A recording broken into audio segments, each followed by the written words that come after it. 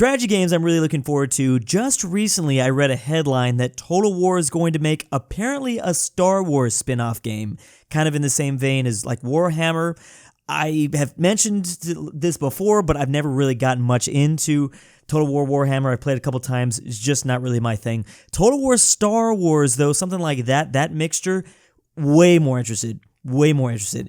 I want to know how they would really do that. I'm very curious. This could really breathe a very good sign of new life in the Total War franchise. That's been like the big strategy game company that I really haven't dived too deeply into here on YouTube. But yeah, really curious about Star Wars.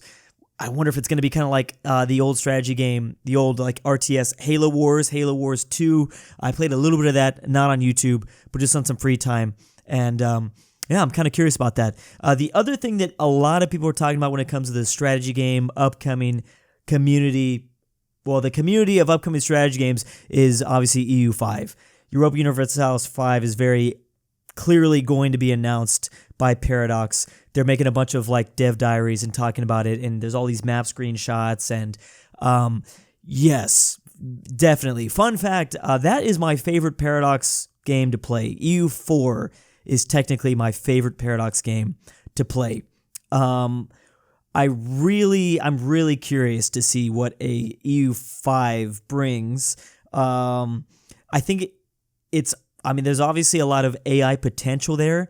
When I do my AI-only battles here on YouTube, where I just kind of run in spectator mode and just kind of talk about what's happening, the Europa Universalis series is just a lot more interesting because there's a bunch of colonization that's happening. There's all these colonial wars. There's like independence wars. There's just so much going on. And then apparently there's like a new start date.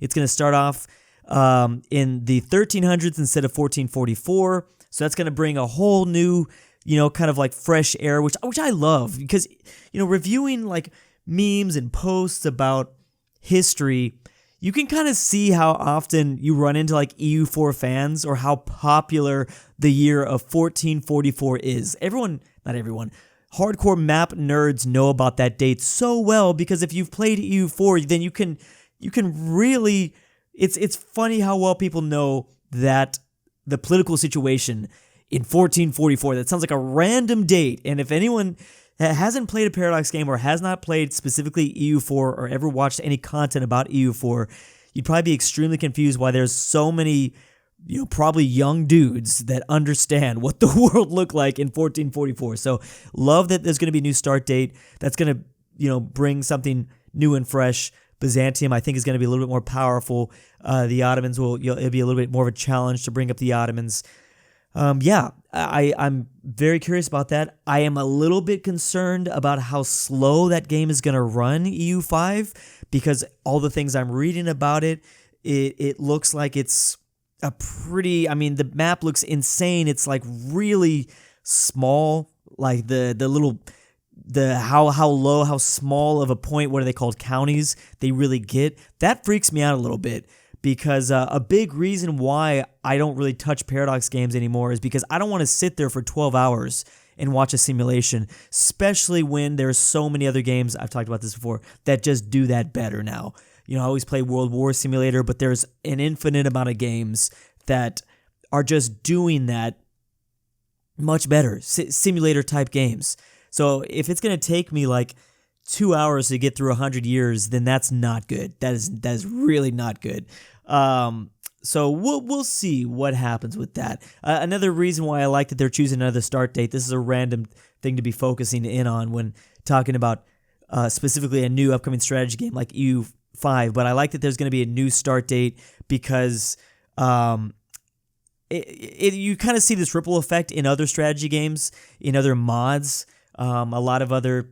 Whether it's like even Total War, like we talked about, or just other game mods. I bet you I could find like a Plague Inc. mod that for some reason is the world in 1444. It just has a cultural impact.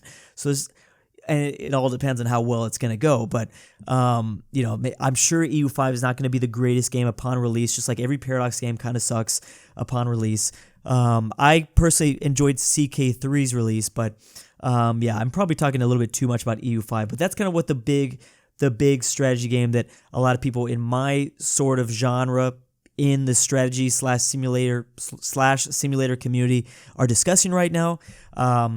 Another one, which there's no big announcements about this yet, but it's very obvious that they're making, is Civilization 7. There's very clearly a Civilization 7 in the works. They're probably making that right now, and they've probably been working on it. Because, I mean, if you look at the development of Civ 6, there's been nothing really new that's been happening for years. So, Civilization 7, I'm very curious about. Civilization 6, I have mixed feelings on. I liked Civilization 6. When it comes to my YouTube kind of career and platform, I preferred Civ 5. I preferred playing Civ 5, and I preferred watching the AI and spectating on Civ 5. The AI was just way more interesting. It was way more easy for the AI to run. But curious to see what kind of new, Firaxis always has to try to breathe, again, like this is a kind of a phrase I'm using a lot here today, is breathe fresh air into the genre. Total War is going to attempt to do that with their Star Wars spin-off franchise. But, I don't know if it's a franchise yet. How is Firaxis going to tackle breathing a new life into 4X? And I just covered Paradox's 4X game where they tried to kind of, do... I mean, I don't know what it is. I just don't like... I only like Civilization, the Civilization franchise when it comes to 4X. I don't really like any other games that have done 4X. I guess I liked Endless Legend, or whatever the other game that they ended up making that was like more of a direct Civilization-inspired game. But I don't know. I've just never liked 4X games that are not Civilization. I just prefer Civilization. I don't know what it is. So Civ 7, what are they going to do? Is it still going to be hexagons?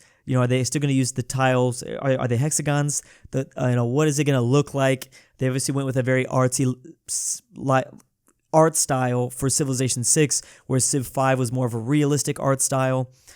Yeah, curious about that. And just staying on the Firaxis topic, where is XCOM 3? Where are we going to get an XCOM 3? This is a game that I have tried to play many times here on YouTube, and it always bombs. I think I made like a video about XCOM 2, and it got like 10,000 views, and this was like 5 years ago, and I just never touched it again. No, it was more than that. This might have been like 7 years ago. But at that point, that was really not great. I was just hoping, and this was when that game came out. People don't like to watch me when it comes to XCOM playthroughs, but I love to play XCOM in my free time. I loved XCOM 1, XCOM Long War. I liked XCOM 2. Where is XCOM 3? I know that isn't that part of the Firaxis studio working on like Marvel games, and they've been kind of spinning off and doing all sorts of different weird things. I just want XCOM 3. Give me XCOM 3 with some cool mods, and I'll be happy. So I'm not going to focus on that topic too much because people are probably not. People don't watch me for XCOM.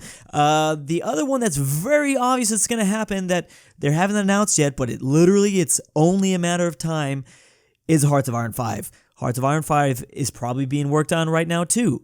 That, I got to admit, that is probably the game I would be most interested in, even though it's probably 2 to 3 years away. I feel comfortable saying a Hearts of Iron 5, the World War II simulator. I feel like that would, I don't know why I decided to describe Hearts of Iron 5 as the World War II simulator. The World War II game.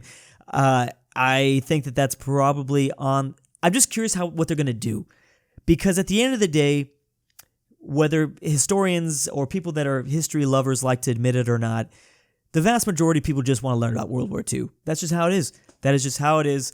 That's just going to be the mainstream topic. That is going to be the... why am I thinking K-pop right now? When everyone talks about K-pop, they always talk about BTS. But they're obviously K-pop. I don't know anything about K-pop. I don't know why the hell I'm using this example. But obviously K-pop is a way bigger genre than just BTS. It's the same thing when it comes to history.